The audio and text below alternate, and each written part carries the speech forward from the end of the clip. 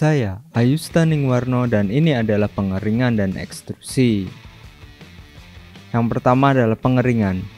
Pengeringan merupakan proses alami teknologi pengawetan tua yang umum digunakan, yang prinsipnya adalah mengambil air dari makanan dengan energi panas. Kadar air diturunkan hingga mikroba tidak dapat tumbuh. Keuntungannya yaitu umur simpan meningkat, volumenya berkurang, sehingga akan mengurangi ruang dan berat untuk transportasi dan kemasan, juga untuk mengurangi biaya produksi. Beberapa makanan bahkan hanya dapat dikonsumsi setelah dikeringkan, contohnya adalah kopi dan juga teh. Kan tetapi kerugian dari proses pengeringan ini yaitu adanya perubahan karakteristik makanan, contohnya bentuk, tampak, karakteristik fisik dan juga kimia. Biasanya kualitasnya akan berkurang. Beberapa makanan kering itu butuh energi ekstra sebelum dikonsumsi, contohnya dengan proses rehidrasi. Ini adalah contoh perbandingan umur simpan pada berbagai makanan. Contohnya di sini untuk daging, untuk khusus pada suhu 23 derajat Celcius, itu daging itu hanya dapat tahan 1 hingga 2 hari, sedangkan yang sudah diawetkan dengan proses pengeringan, penggaraman dan juga diasap itu bisa sampai 360 hari. Begitu pula dengan buah-buahan yang biasanya umur simpannya 1 hingga 7 hari, apabila dikeringkan itu bisa mencapai 360 hari. Hampir mirip dengan sayuran sayuran berdaun dan juga serealia kering. Nah, pada tabel 2 ini kita dapat amati AW, minimal AW untuk mikroba untuk tumbuh. Di sini ada bakteri yang minimal AW-nya 0,9 hingga osmophilic yeast yang minimum AW untuk tumbuhnya yaitu 0,67.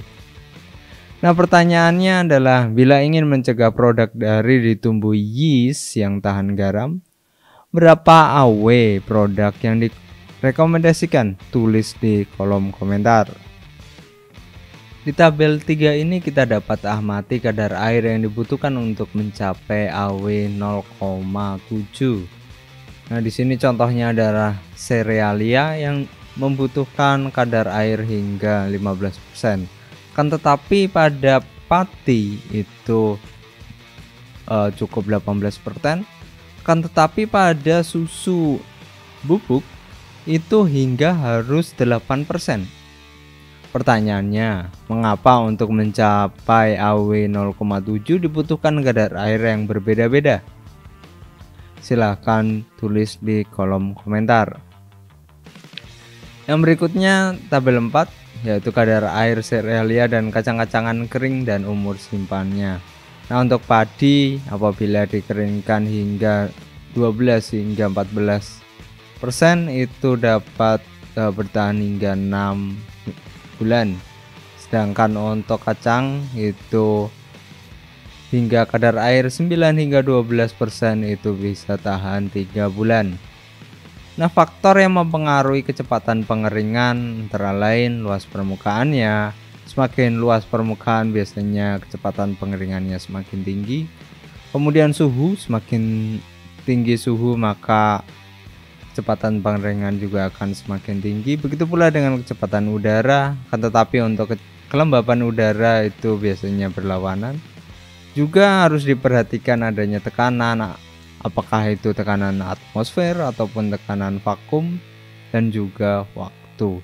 Ini adalah contoh kurva pengeringannya, kadar air berdasarkan waktu. Jadi pada awalnya dia akan menurun dengan cepat, akan tetapi pada suatu waktu dia akan turun kadar airnya dengan lambat.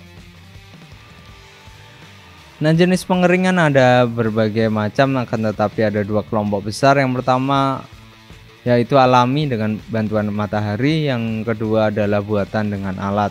Di sini ada berbagai macam jenis yang akan kita bahas berikutnya. Yang pertama adalah pengeringan matahari, pengeringan dengan sinar matahari sebagai sumber panas.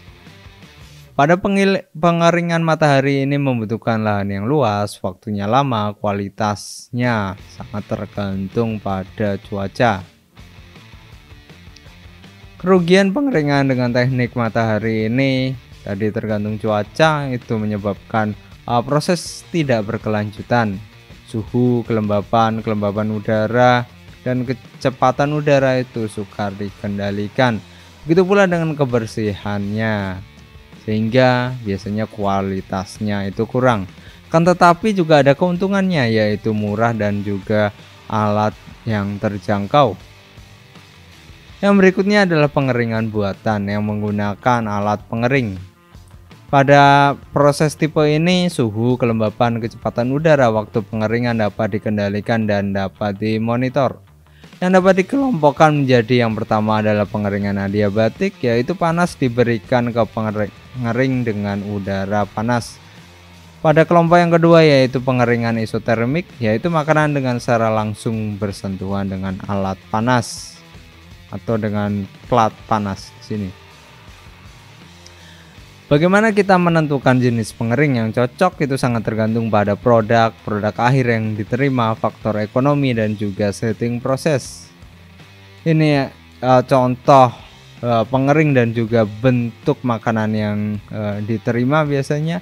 Yang pertama adalah menggunakan udara panas, itu ada jenisnya macam-macam, ada yang bentuknya clean, kabinet, tray, pan, tunnel, maupun continuous conveyor belt. Nah, di sini kita bisa amati bentuk-bentuk yang biasa digunakan. Di sini rata-rata dapat menggunakan makanan yang dalam bentuk potongan, kan tetapi juga ada yang dapat menggunakan pure atau bahkan liquid. Sedangkan contohnya di sini untuk spray dryer itu menggunakan liquid atau juga pure. Sedangkan untuk drum dryer itu bisa kondisi vakum dan juga kondisi atmosfer, juga dapat menggunakan pure dan juga liquid. Nah, ini adalah contoh gambar alat pengeringnya. Ini contoh yang rotary clean dryer. Sedangkan bagian kanan ini adalah pengering kabinet. Di sini ada laci-laci yang dapat digunakan untuk tempat meletakkan irisan-irisan makanan yang akan dikeringkan. Pada bagian bawah sini kita dapat mengamati apa yang disebut dengan pengering terowongan. Jadi bahan makanan dimasukkan ke dalam tray-tray, kemudian dimasukkan ke dalam sejenis terowongan, dan terowongan itu ada aliran udara panasnya sehingga dapat mengeringkan produk. Nah, jenis produk dan juga pengeringnya juga macam-macam dan cukup menarik. Kita bisa amati contohnya di sini untuk pengering drum dryer, itu dapat digunakan untuk mengeringkan susu, pulp sayuran, dan juga buah-buahan seperti cranberries dan juga banana. Ada juga continuous vacuum dryer untuk sayur dan buah. Juga dapat digunakan untuk daging, untuk pengering freeze dryer ini. Nah, kita akan coba membahas beberapa jenis atau teknik pengeringan. Yang pertama adalah pengering beku, yang dapat digunakan dengan teknik pengeringan dengan pembekuan. Prosesnya yaitu dengan perubahan dari padat ke uap, dari airnya yang ada di dalam makanan itu berubah dari padat ke uap pada kondisi vakum. Tapi gimana itu bisa menjadi padat, yaitu karena prosesnya itu dimulai dari minus 12,2 derajat Celcius. Dengan prinsip pengeringan beku ini, keuntungannya yaitu terhindar dari aktivitas mikroba dan juga kimiawi, sehingga rasa dan nutrisinya stabil, dan juga memiliki rehidrasi bagus karena dia berpori. Kan tetapi kerugiannya itu adalah mahal. Nah, produk kering yang dihasilkan selain berpori itu juga memiliki warna, rasa, bentuk yang mirip dengan produk segarnya. Nah, ini contoh produknya ini adalah strawberry yang sudah di freeze dry.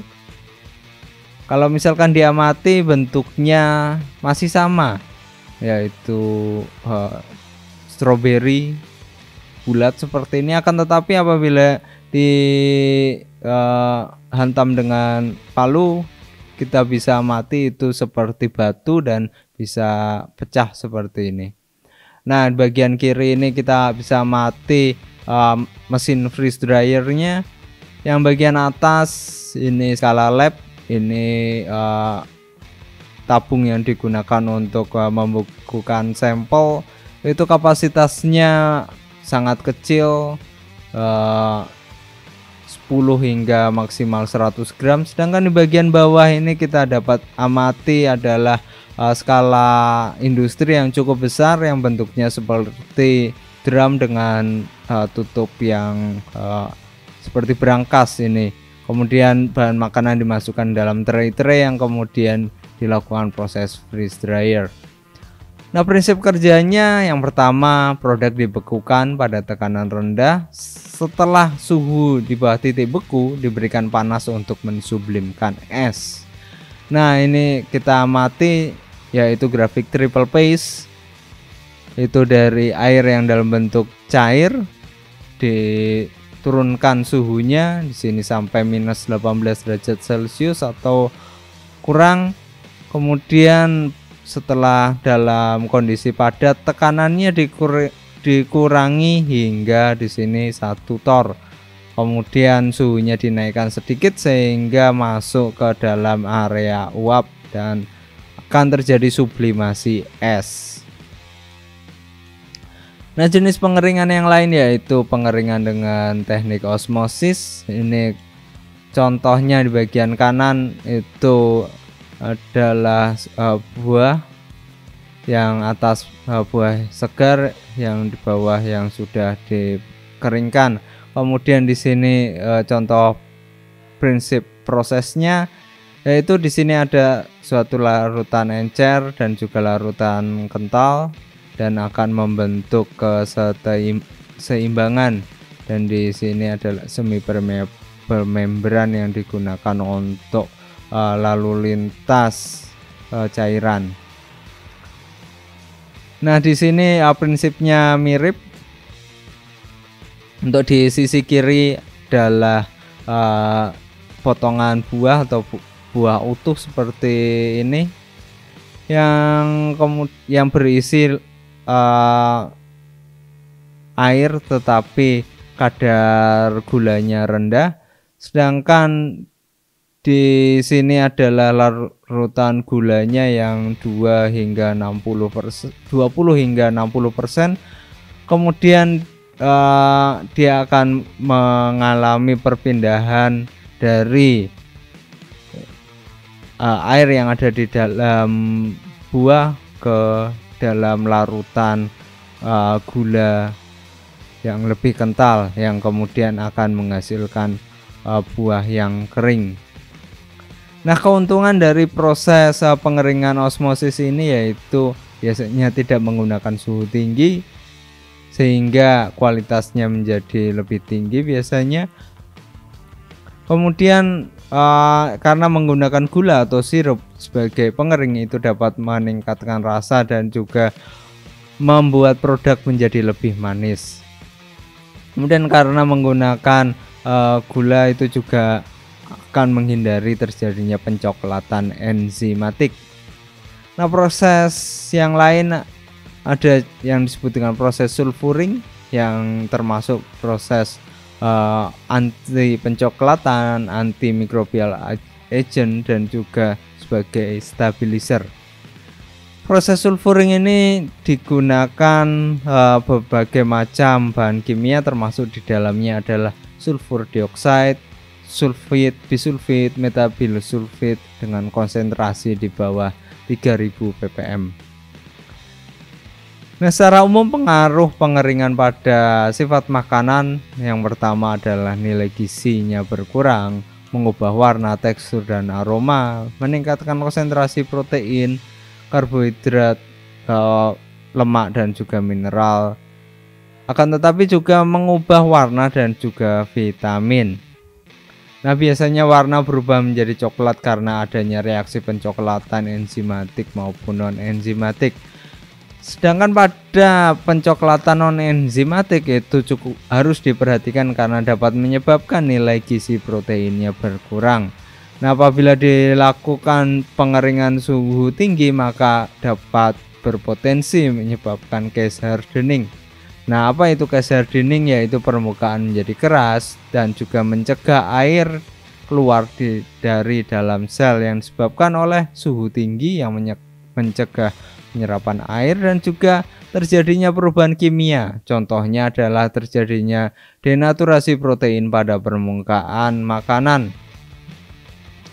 Nah, di sini contoh diagramnya apabila prosesnya tidak terjadi case hardening maka pada permukaan dan juga bagian dalam itu kering. Akan tetapi pada kasus terjadi case hardening pada bagian luarnya kering, akan tetapi pada bagian dalamnya itu tetap lembab.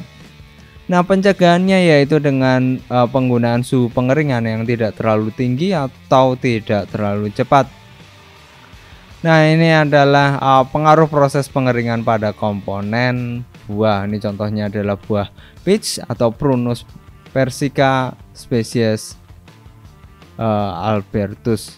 Nah, di sini perlu diperhatikan ada beberapa senyawa yang penting di sini. Yang pertama adalah asam tanin. Pada buah segarnya itu cukup tinggi, sedangkan setelah dikeringkan dia akan signifikan berkurang. Akan tetapi di sini kalau kita bandingkan secara langsung, apabila menggunakan proses freeze drying itu tidak terlalu tinggi berkurangnya.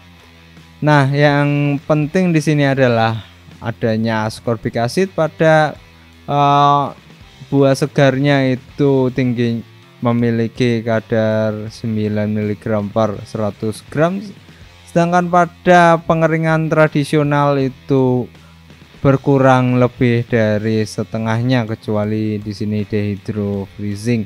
Sedangkan pada proses freeze drying itu dapat dipertahankan cukup tinggi dari 7 hingga 8 mg per 100 gram, sangat tergantung pada teknik freeze drying yang dihasilkan. Nah, yang dapat diperhatikan juga yaitu VCC atau volatile carbonyl compound yang merupakan indikator adanya aroma. Pada buah segarnya itu cukup tinggi 6 ppm, sedangkan pada proses pengeringan secara tradisional itu sangat jauh berkurang, kan tetapi dengan proses freeze drying itu bahkan bisa meningkat. Ini cukup menarik. Nah, untuk pengeringan bahan yang lain sebagai contoh di sini daging itu biasanya dikeringkan sebelum dimasak sebelum dikeringkan, kemudian kadar air sebelum dikeringkan itu 50% dan setelah dikeringkan itu menjadi 4%. Untuk produk lain seperti ikan itu cukup berbeda untuk ikan besar dan juga kecil, sedangkan untuk ikan besar itu perlu dibersihkan, dipotong, digarami dan juga dikeringkan, sedangkan pada ikan yang kecil cukup digarami. Ikan juga dapat diasapkan dengan pemanasan atau tanpa pemanasan sebelum dikeringkan. Nah, ini contoh proses pengeringan pada daging. Ini adalah gambar prosciutto yang merupakan ham kering yang dikuring berasal dari Italia. Ini adalah contoh produk yang saya dapatkan, fotonya di Parma, Italia, dari pabrik prosciutto di Salumifco La Persa di Lanfranci Carlo and Fabrizio SNC tahun 2016. Nah, yang contoh produk selanjutnya adalah susu. Susu bubuk itu dapat diproduksi dari susu segarnya ataupun dalam susu skim. Dan alat yang digunakan untuk mengeringkan itu bisa dalam bentuk drum dryer atau spray dryer. Biasanya prosedur yang digunakan adalah dipanaskan awal, kemudian dilakukan proses penjernihan, konsentrasi, standarisasi, dan pengeringan. Nah, pada proses pengeringan ini biasanya yang digunakan adalah pengeringan semprot atau spray drying yang paling disukai karena warna dan rasanya lebih stabil dibandingkan proses yang menggunakan suhu lebih tinggi. Juga dapat digunakan untuk telur. Telur ini dapat dikeringkan secara utuh ataupun secara individu, kuning telurnya atau albuminnya saja. Nah, kemudian setelah dikeringkan itu biasanya sebelum dikeringkan itu biasanya kadar glukosanya diturunkan dengan enzim atau difermentasi agar stabil telur keringnya. Nah, untuk prosesnya biasanya untuk albumin itu menggunakan spray drying, kabinet atau tunnel drying. Sedangkan untuk telur utuhnya menggunakan spray drying. Nah, ini contoh alat pengering. Yang pertama adalah pengering nampan. Di sini sumber panasnya dari pemanas listrik yang di bagian belakang sini, yang dibawa oleh udara yang kecepatannya dikendalikan oleh blower atau penyembur. Pengeringan dilakukan dengan udara panas. Di sini biasanya tempat untuk memasukkan sampel, kemudian di sini udara panasnya berjalan sampai sini. Yang berikutnya adalah spray drying, yang biasanya prinsipnya adalah cairan dipompa pada atomizer yang menghasilkan tetesan cairan homogen berukuran kecil. Tetesan dipanaskan dengan udara panas dari pemanas listrik yang biasanya ada dari sini ataupun dari sini ataupun di sini dari atas. Nah, kemudian pada ruang pemanas pengeringan terjadi dengan sangat cepat dan juga akhirnya membentuk bubuk yang kemudian dapat diambil dengan alat yang disebut dengan cyclone dan dikumpulkan. Yang berikutnya adalah pengering dengan teknik fluid bed. Prinsip kerjanya yaitu produk yang dalam bentuk kering dialiri udara dengan kecepatan tinggi dari bawah sehingga akan menggerakkan produk dan mengeringkannya. Teknik pengeringan berikutnya yaitu drum dryer, yang prinsip kerjanya adalah drum berputar dengan motor pada bagian dalam dipanaskan dengan uap permukaan drum sehingga akan mencapai suhu 120 hingga 170 derajat Celcius. Sini kemudian produk akan tersebar di permukaan drum dan saat drum berputar produk menjadi lapisan tipis dan mengering. Ini adalah contoh skema drum dryer itu. Di sini kita dapat amati prinsip kerja drum dryer itu. Pada bagian di sini ada yang memiliki satu buah drum. Ini produknya, kemudian dia akan terikut ke drumnya, kemudian dia akan kering di drum tadi, kemudian diambil produknya. Agak berbeda dengan yang menggunakan dua buah drum ini. Ini sampelnya dimasukkan ke sini atau produknya, kemudian dia akan berputar, yang kemudian dia akan produk dia akan terikut dari kedua buah drum ini, yang kemudian dia diambil produknya dengan scraper ini. Nah, dalam proses pengeringan ini juga dapat digunakan untuk membuat makanan astronot dengan prinsip freeze dryer. Kenapa harus menggunakan teknologi ini? Karena produk yang dihasilkan adalah ringan, Kemudian karena prosesnya yaitu pembekuan dan juga pengeringan, maka kandungan mikrobanya itu cenderung sangat rendah dan memiliki umur simpan yang panjang, sehingga dapat disimpan dan dibawa secara langsung dalam jumlah banyak dari bumi dan disimpan di angkasa. Dan karena sifat dari freeze dryer ini produknya adalah sangat berpori, maka produk itu sangat mudah direhidrasi yang kemudian dapat dikonsumsi secara langsung setelah diberi air. Pada teknik berikutnya kita akan membahas ekstrusi, yang merupakan proses yang melibatkan prinsip pencampuran, pemasakan, pengadonan, shearing, dan juga pembentukan. Karakter dari proses ekstrusi ini, yang pertama adalah proses yang sangat produktif yang dapat menghasilkan berbagai macam produk dengan mengubah bahan baku dan proses produksinya. Proses ini juga murah, cepat, otomatis, dan juga tidak ada effluent dalam bentuk cairan. Nah, jenis dari ekstrusi ini ada berbagai macam. Yang pertama, menurut metodenya itu bisa dengan teknik dingin maupun dengan panas, akan tetapi pada menurut konstruksinya itu ada single screw dan juga twin screw extruder. Yang dingin yaitu tanpa pemasakan, tanpa perubahan bentuk karena pengembangan. Contoh produknya di sini adalah pasta, sosis, pastry, dan juga permen. Sedangkan pada proses panas itu makanan dipanaskan di dalam ekstrusi oleh uap atau listrik. Nah, di sini contoh desain extruder.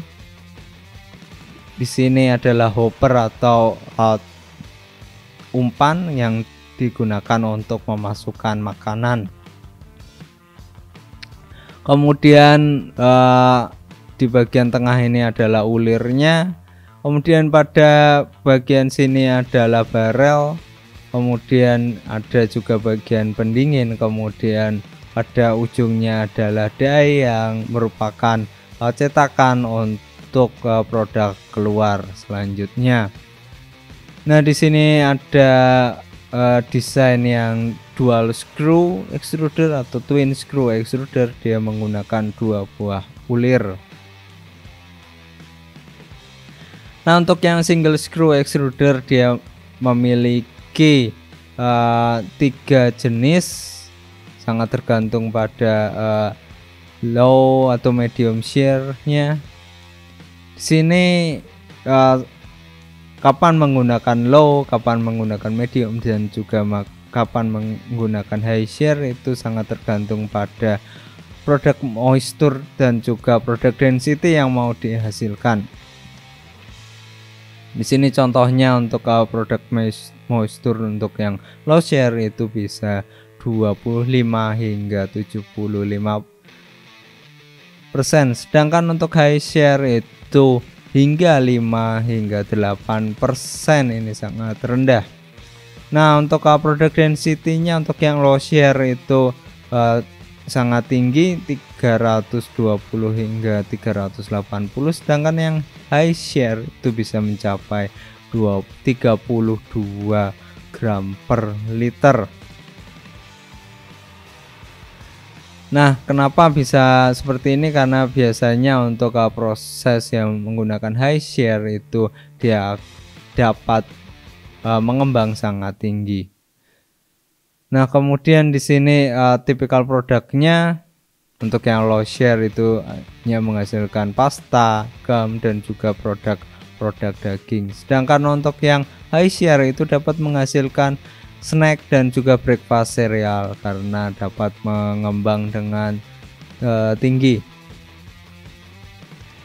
Nah, kapan menggunakan twin screw extruder itu apabila dibutuhkan output yang tidak tergantung pada kecepatan umpan, dapat proses produk yang berminyak, lengket atau sangat basah yang lolos pada single screw. Nah, juga dapat diatur tekanannya dengan mengatur ulir maju atau mundur. Dan juga twin screw ini lebih tahan pemakaian, dan juga ukuran produk yang digunakan itu bisa bermacam-macam dari tepung hingga biji-bijian, dimana single screw itu biasanya terbatas pada biji-bijian. Nah, tentu ada pengaruh pada produk yang dihasilkan setelah mengalami proses ekstrusi ini. Yang pertama, untuk sensori itu ada pengaruh minor pada warna dan juga rasa, akan tetapi juga ada kerusakan nutrisi termasuk vitamin karena itu sangat tergantung pada produk, kelembaban, suhu dan juga waktu. Nah, ini contoh proses ekstrusi snack. Bahan bakunya bisa bermacam-macam dari serealia, umbi-umbian, akan tetapi juga butuh bahan pembantu seperti air, minyak, emulsifier dan juga serat. Perlu diperhatikan bahwa produk yang memiliki kandungan lemak, serat, protein tinggi dia akan mengurangi proses pengembangan. Nah, pada proses ekstrusi ini biasanya alat yang digunakan ada pencampur, pengumpan, extruder, pengering dan juga kotter yang untuk digunakan untuk bumbu dan juga rasa. Nah, ini contoh proses yang dilakukan dengan proses pencampuran biji jagung yang memiliki kadar air 14 hingga 15%, kemudian setelah mengalami proses ekstrusi itu dikeringkan hingga 2,5 hingga 3%, kemudian dilakukan proses pelapisan dengan minyak, bumbu dan juga selari, kemudian dapat dikemas. Nah, dalam proses ekstrusi itu dapat terjadi berbagai macam hal, termasuk di dalamnya adalah gelatinisasi pati, denaturalisasi protein, karena proses pemanasan itu terjadi pada suhu lebih dari 100 derajat Celcius. Selain itu juga terjadi proses pencampuran dan juga meningkatkan tekanan. Nah, meningkatnya tekanan ini sangat penting karena dapat menyebabkan terjadinya perubahan bentuk dan juga pengembangan. Nah, apabila diamati perbagian dalam extruder itu, ini masuk produknya, kemudian dia akan dipindahkan, kemudian pada bagian di sini dia akan tercampur, kemudian pada bagian sini dia akan mulai dimasak dengan proses gesekan yang akan terjadi proses gelatinisasi, denaturasi dan juga plastification. Kemudian tekanan mulai terbentuk sehingga di sini makanan atau produk itu sangat mampat karena tekanannya tinggi. Kemudian setelah keluar dari cetakan, kemudian dia akan dipotong. Nah, di sini contoh yang terjadi secara level mikroskopik. Di sini adonan, di sini adalah extrudernya. Kemudian dia akan keluar dan mulai akan mengembang, kan, tetapi pada satu titik dia akan stabil setelah proses pendinginan. Nah, selain snack ekstruksi yang pada umumnya juga ada yang namanya indirect expanded product atau yang disebut dengan fabricated chips, yaitu proses yang terjadi yaitu proses pencampuran, kemudian pengumpanan produk, kemudian ekstrusi, kemudian dipotong, dan juga perlu proses penggorengan atau pemanggangan yang akan memasak produk dan akan menghasilkan produk seperti ini. Nah, kalau kita amati di sini cetakannya itu dapat menghasilkan berbagai macam produk dan juga bentuk, dari yang di sini seperti Coco Crunch, kemudian bulat-bulat seperti ciki, ataupun dalam bentuk hati dan juga cincin seperti ini. Nah, ini salah satu contoh settingnya untuk pembuatan potato stick yang berupa direct expanded puff product. Bahannya tepung kentang 65% dan juga tepung jagung 35%, dan juga menggunakan air untuk mencapai ke kelembapan tertentu. Kemudian alat yang digunakan twin screw extruder, dan produk akhirnya itu bisa mencapai 17 hingga 19% yang kemudian harus dikeringkan lebih lanjut untuk menghasilkan produk yang stabil. Nah, di sini screw speednya 400 rpm dan suhu pada cetakannya itu 180 derajat Celcius. Terima kasih. Pertanyaan dan jawaban silahkan ditulis di kolom di bawah. Silahkan komen, juga jangan lupa like dan subscribe. Terima kasih.